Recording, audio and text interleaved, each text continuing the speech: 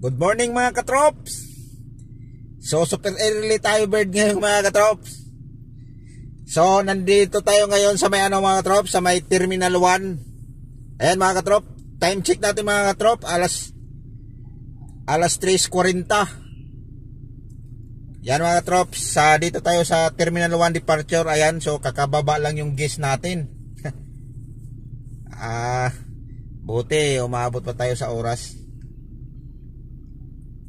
Yan mga katrops, Terminal 1 departure. Ayan, so dahil maaga tayo ngayon mga katrops, ang gagawin natin ito mamaya pang second batch natin na biyahe, 6:30 pa. So malamang nito mga katrops, maghanap muna tayo ng makadaan tayo ng Bikiri. Muna tayo ng pandesal.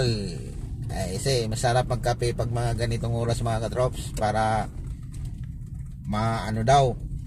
tawag nila nito, para daw yung sikmura, mainitan. Pero yung iba mga katrops, pag sinabing kape daw mga katrops, para mainitan daw yung sikmura mga katrops. Yung iba naman kasi yung mga kwento lang ba, na mga biro lang ba. Sabi ng iba na bakit kape daw ang inumin kung gustong painitin yung sa ng tiyan. Samantalang inumin mo daw yung kape, malamig na. Paano ba daw yun mainit? Malamig naman yung kape. Dapat daw talagang inumin mga katrops yung emperador, kasi umiinit talaga daw yung mga katrops. Ay, init talaga daw yung tiyan mo sa loob pag uminom ka ng impe.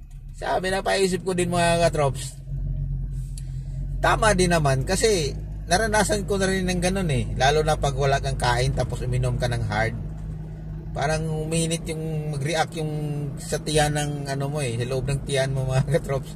Pero yung kape, hindi mo naman din mainom yan kung mainit pa ganyan talaga yung mga Pinoy mga katrops. May mga konting joke ba na hindi natin alam kung pabiro ba yun o tama ba yung sinasabi nila. Basta yan yung madalas ikwento sa mga katrops, lalo na pag wala pang biyahe.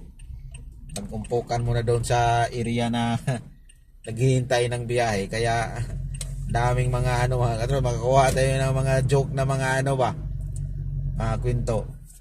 So later natin mga katrops, yung guest natin mga katrops, pupunta yun ng Kuala Lumpur. So siguro magpi-PM lang yung ulit mga katrops kung magpasundo o ibang driver ang magsundo doon.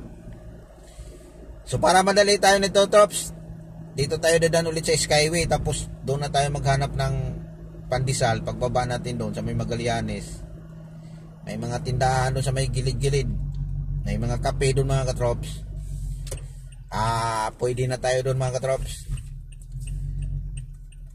kasi mayroon namang mga yung sa mga lang mga katrops. Alam mo naman tayo, pang masa lang yung natin, hindi naman natin kaya yung pang Starbucks. Dahil ganun talaga ang buhay mga katrops.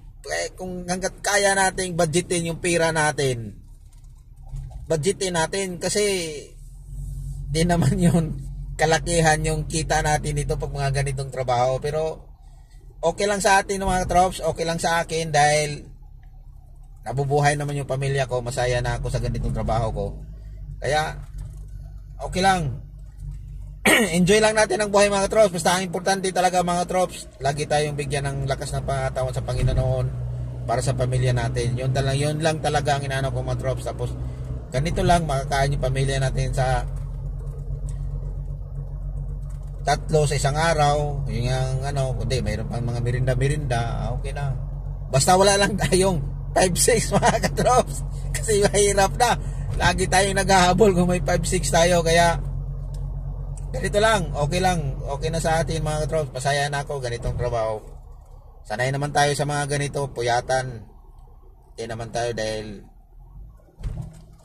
kung mayroon lang sana tayong may biyaya mang nandarating sa atin na maibigay sa Panginoon, maraming salamat talaga yun. Pero habang wala pa, sabi nga nila, pag may buhay, may pag-asa.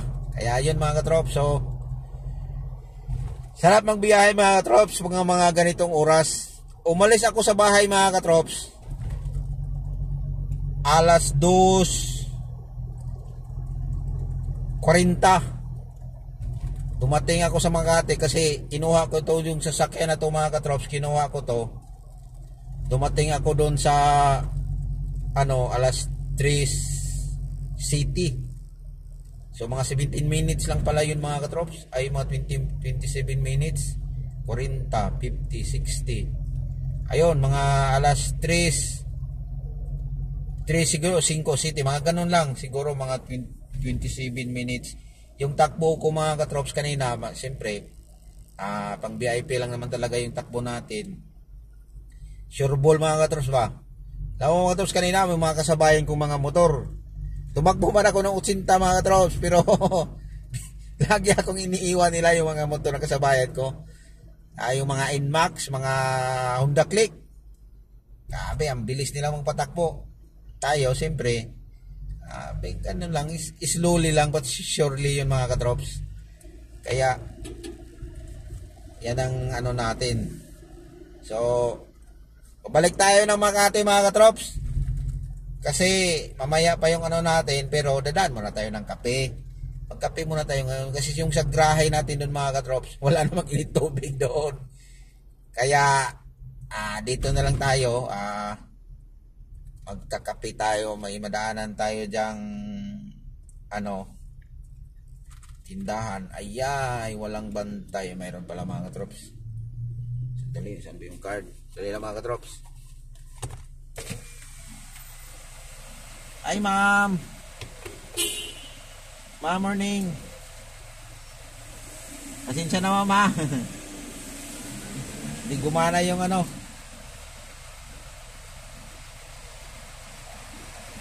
Ay, naputol tuloy yung ni ma'am. Ay mga trops, so nagbayad tayo ng mga trops. Nakapadisturbo pa tayo ng tailor kasi nakaidip siguro yung mga trops kasi mga ganitong oras yung daming pasahero sa Terminal 1 mga trops. So daming tao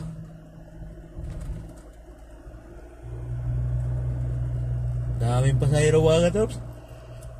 Sarap na matulog mga katrops. Saktong-sakto lang yung hati natin ng gas mga katrops.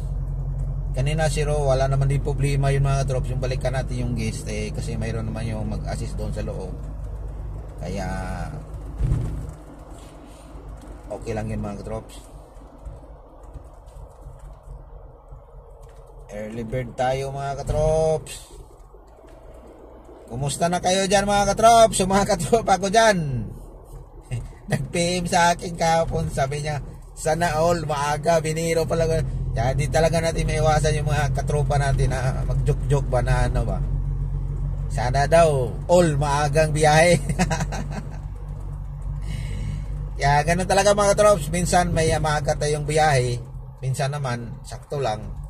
Kaya hindi natin maiwasan yan kasi yung schedule kasi yan sa biyahe nila ng ng airplane. Ayun mga katrops, so hanggang dito na lang yung video ko mga katrops. Thank you for watching mga katrops. Bilin ko na naman ulit. Ingat po tayo lagi sa pagmamaneho o kahit anumang trabaho. Mag-iingat po tayo mga katrops. Bye bye.